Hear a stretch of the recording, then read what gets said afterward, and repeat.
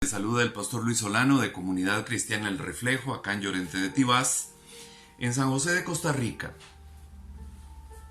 En el estudio de hoy vamos a hablar sobre un profeta de la antigüedad, del pueblo de Israel, que recibe una orden de parte de Dios con respecto a una ciudad a la que él tenía que ir a predicar destrucción, predicar en contra de esta ciudad. Y él por su parte toma la decisión de no obedecer lo que Dios le está pidiendo que haga. Y sin decirle absolutamente nada a Dios, o sea, sin responderle ni siquiera a Dios sobre la orden que Dios le está dando, decide huir. Dice la palabra, huir de la presencia de Dios, como si esto fuera posible. Pero leamos directamente en el libro de Jonás, estamos hablando del profeta Jonás, en el capítulo 1 y los versículos del 1 al 3, exactamente cómo es que se da esta situación. Dice así, Jonás capítulo 1, versículos del 1 al 3, dice: la palabra del Señor vino a Jonás, hijo de Amitai, y le dijo: levántate y ve a la gran ciudad de Nínive y predica contra ella, porque hasta mí ha llegado la maldad de sus habitantes. Dice, y Jonás se levantó para irse a Tarsis y huir de la presencia del Señor. Descendió a Jope, que era el puerto que había cerca de Jerusalén. Dice, y halló una nave que partía para Tarsis. Entonces pagó su pasaje y para alejarse de la presencia del Señor, subió a bordo dispuesto a irse con ellos a Tarsis. Entonces Dios le dice a Jonás: Jonás, mira, necesito que vayas a Nínive y que prediques contra esa ciudad, porque esta gente ha amontonado tanta maldad que ya me llegó al límite, a mí ya mi tolerancia se acabó. Entonces necesito que vayas, que prediques contra esa ciudad y que les digas que voy a arrasarla, que en el término de 40 días voy a destruir totalmente esa ciudad. Sin embargo, Jonás no quiere hacer esto. Dentro de sí mismo, él toma una decisión contraria a lo que Dios le estaba pidiendo y él se va a buscar un barco para huir. ¿Ok? Dice acá: huir de la presencia del Señor, como si esto fuera posible, como si nosotros pudiéramos escondernos del Dios omnipresente, del Dios creador de todas las cosas, que es capaz de estar presente en todo momento, en todo lugar, porque nosotros simple y sencillamente, toda su creación está delante de su presencia permanentemente. Dios no se retira, somos nosotros los que de alguna u otra forma nos retiramos, de la misma forma en que Jonás trata de huir de la presencia del Señor. Pero hay algo interesante con respecto a esto. Dios usaba a los profetas para darles palabra de advertencia o para anticiparles algo que iba a ocurrir, para llevarles un mensaje de parte de él. Dios usaba a sus siervos los profetas, pero tenía Dios con respecto a los profetas una advertencia, una condición particular que está registrada en el libro de Ezequiel, en el capítulo 3 y el versículo 18. Vea cómo manejaba Dios los mensajes a los profetas. Le dice a Ezequiel: cuando yo diga al impío, ciertamente morirás, si no le adviertes, si no hablas para advertir al impío de su mal camino, a fin de que viva, ese impío morirá por su iniquidad, pero yo demandaré su sangre de tu mano. Entonces había una condición para los profetas. Si Dios daba una advertencia a un profeta y el profeta sencillamente no lo hacía, no cumplía la orden de Dios, declinaba el ir a advertir o el ir a llevar el mensaje de parte de Dios, dice: si yo le advierto a alguien que va a morir, si yo te mando a advertirle a alguien que va a morir por su mal camino, por su mala vida, y vos no vas y advertís, esa persona va a morir. Ya yo lo determiné. Pero la sangre de esa persona la voy a reclamar de tu mano. ¿Por qué? Porque yo te estoy diciendo claramente que vayas y le advirtas, que vayas y le digas qué es lo que yo voy a hacer. Obvio, esperando una reacción, probablemente de parte de aquel a quien Dios estaba condenando a este castigo en particular. Entonces esto es algo que Jonás no ignoraba, o sea, Jonás conocía perfectamente su oficio, él era profeta, él sabía cuál era la responsabilidad de los profetas y la condición que Dios le había puesto a sus siervos los profetas con respecto a las advertencias que él iba a darle a alguien cuando estaba a punto de ejecutar un juicio contra esta persona. Pero él prefería asumir esa responsabilidad antes de darle la oportunidad de librarse del castigo divino. Entonces, aquí hay una pregunta. Si Jonás sabía que esa sangre se la iban a cargar a él, ¿por qué estaba dispuesto a arriesgarse a esa culpa de sangre en lugar de ir a advertirles del juicio que iba a llegar en 40 días? ¿Qué era lo que impulsaba a Jonás a rehuir la orden que Dios le había dado de advertirle a la gente de Nínive? Ok, aquí hay algo interesante que nosotros tenemos que considerar. Jonás era un profeta. Dios hablaba directamente con Jonás, o sea, Dios se comunicaba directamente con Jonás y le traía a Jonás los mensajes que él tenía que dar como advertencia, como precaución, como previsión, como lo que fuera de parte de Dios. O sea que Jonás no era una persona común, porque Dios le hablaba a Jonás, ¿ok? Era alguien que caminaba en la presencia del Señor. Vea si es así, que él piensa que subiéndose a esta nave, yéndose a Tarsis, va a huir de la presencia del Señor. Era alguien que caminaba con Dios, caminaba en la presencia del Señor. Era alguien que buscaba la santidad. Obviamente un profeta no podía ser cualquiera, tenía que ser una persona dedicada al servicio de Dios.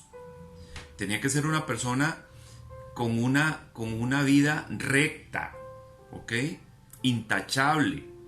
¿Por qué? Porque era mirado por todos alrededor, era un profeta de Dios, era una autoridad espiritual sumamente determinante e importante. Entonces, como Jonás caminaba con el Señor, buscaba la santidad, obviamente él estaba opuesto completamente a la inmoralidad, a la inmundicia humana y al pecado. O sea, era algo que a Jonás le repulsaba, o que era repulsivo para él. El pecado, la inmundicia, la inmoralidad, todas estas cosas para Jonás eran algo desagradable. ¿Ok? Parados ahí, en esa dinámica del trabajo profético de Jonás, vamos a ver algo con respecto a Nínive, para que entendamos un poco el por qué Jonás tiene esta actitud tan negativa para con Nínive. ¿Ok? Nínive, la gran ciudad, mencionada por primera vez en el año 1800 a.C., fue fundada por Nimrod, que era bisnieto de Noé, nieto de Cam.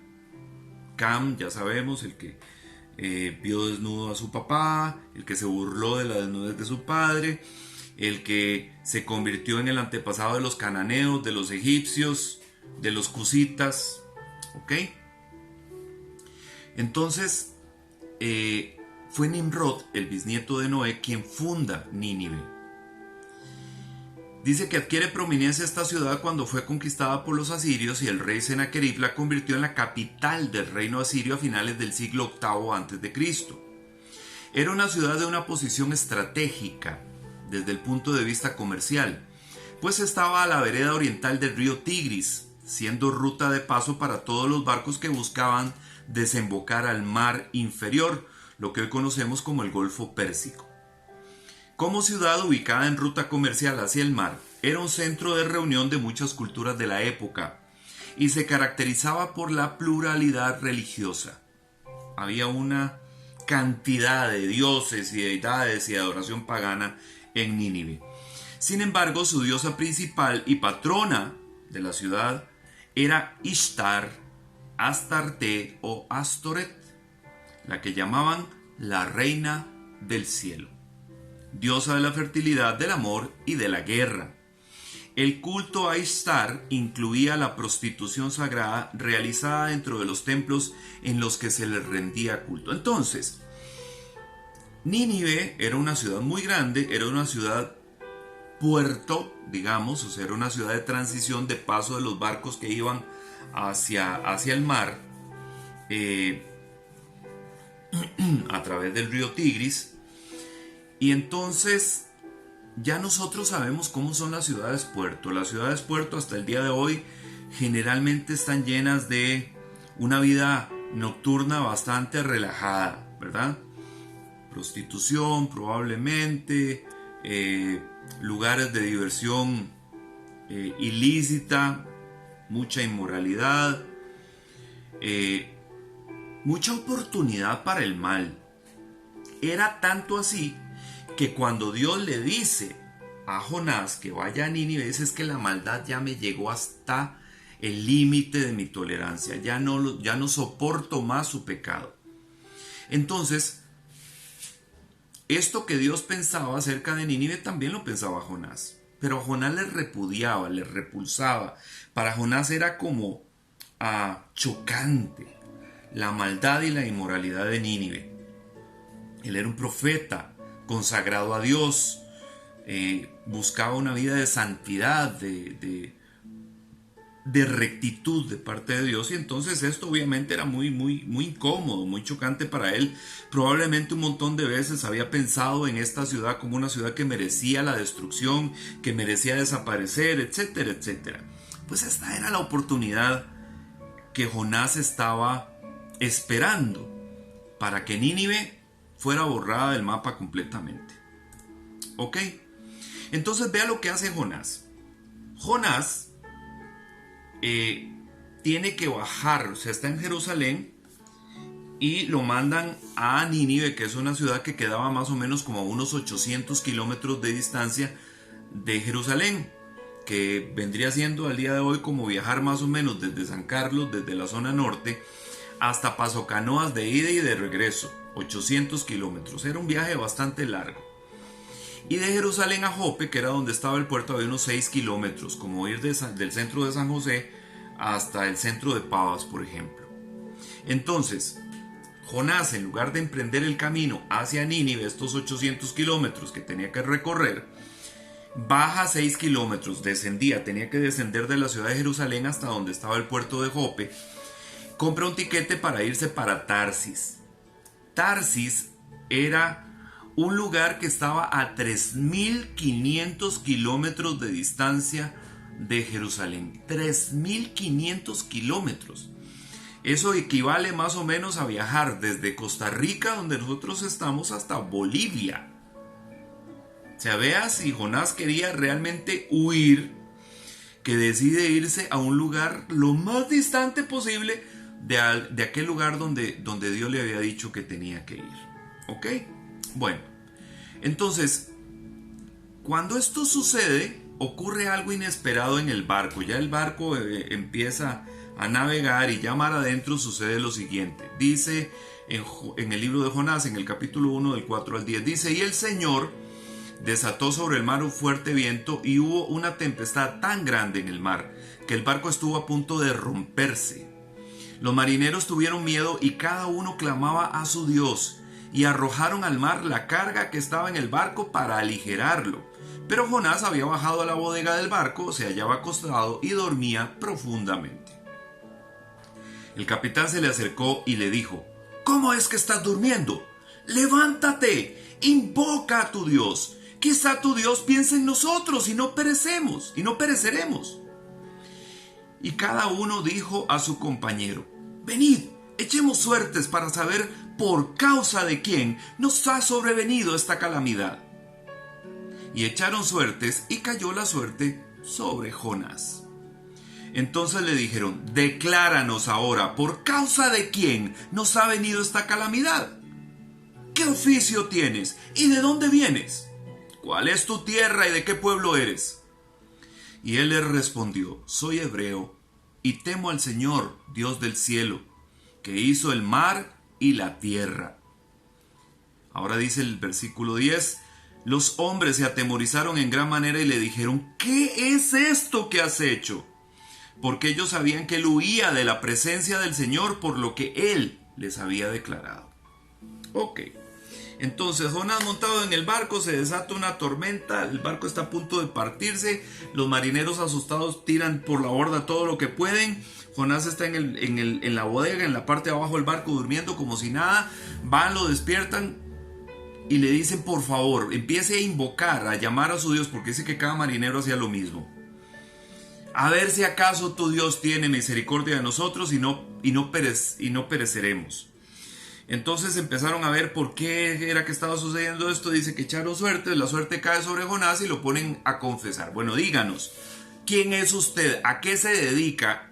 ¿Y de dónde viene? Y entonces Jonás le toca decir exactamente qué era la situación.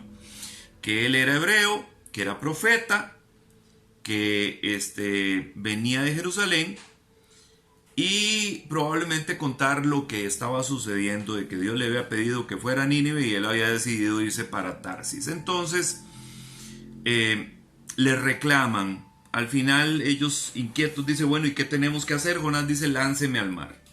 Lo lanza al mar y dice que en ese momento es tragado por un gran pez.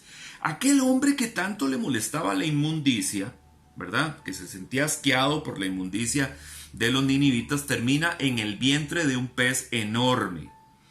¿Por qué dice en el vientre? Porque dice que al final el pez lo termina vomitando. O sea, y usted vomita desde adentro, ¿no? Desde el estómago. Entonces, imagínese el vientre de un pez de esas dimensiones, qué tan desagradable puede haber sido aquel ambiente. Probablemente muy, muy asqueroso, muy inmundo. El vientre del pez con ácidos gástricos y con restos de comida que el pez había ingerido, y etcétera, y aquel olor espantoso. Bueno, entonces dice que estando dentro del pez, Jonás le ora al Señor, arrepentido de no haber obedecido, y decide cumplir lo que Dios le había pedido que hiciera. Entonces Dios le da la orden al pez de que lo vomite, el pez lo vomita, lo lanza a la playa y él termina yendo a Nínive, a esta ciudad, a predicar esta advertencia en contra de la ciudad. Dice en Jonás, en el libro de Jonás, en el capítulo 3, del 3 al 5 y el versículo 10, lo siguiente: Jonás se levantó y conforme a la palabra del Señor fue a Nínive. Y era Nínive una gran ciudad grande en extremo, de 3 días de camino, o sea, 3 días para recorrerla completa. Jonás comenzó a recorrer la ciudad camino de un día, o sea, el primer día, y en su predicación decía: dentro de 40 días Nínive será destruida. Y los habitantes de Nínive creyeron en Dios y proclamaron ayuno y se vistieron de cilicio desde el mayor hasta el menor de ellos.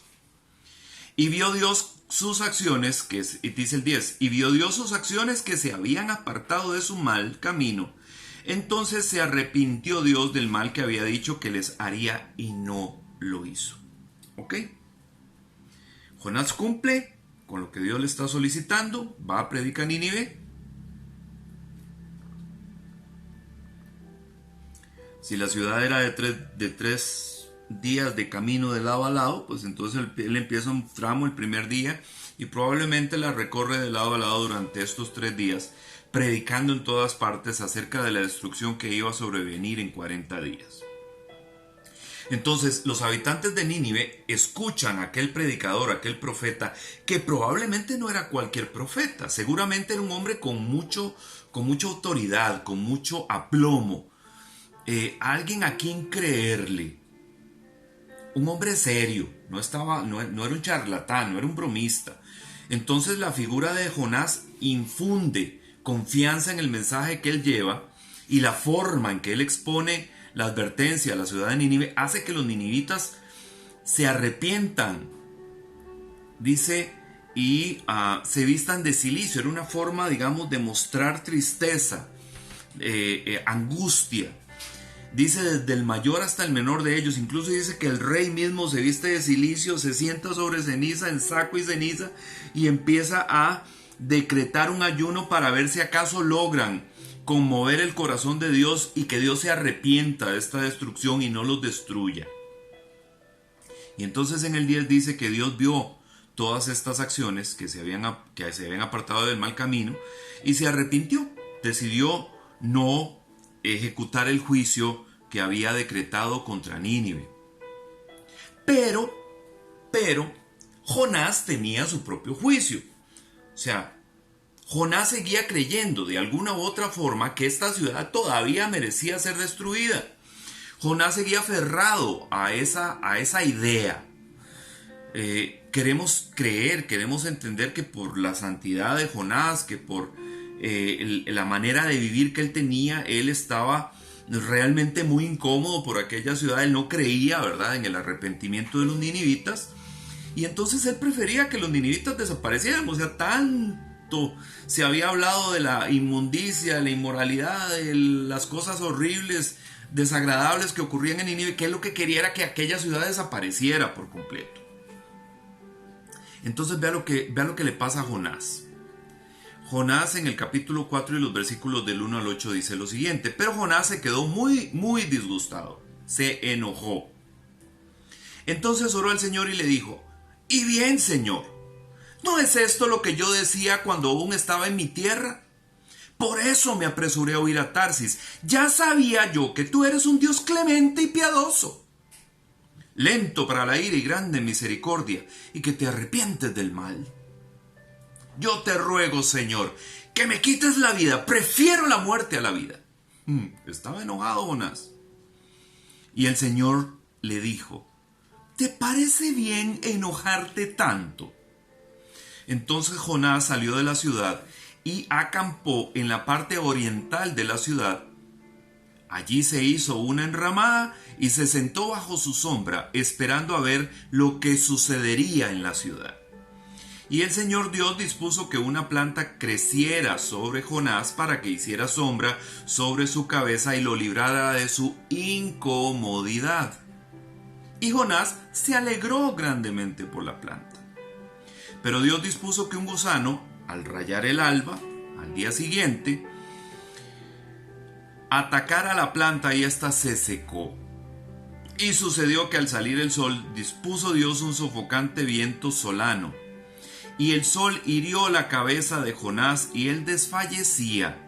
Y deseaba con toda su alma morir, diciendo: «Mejor me es la muerte que la vida».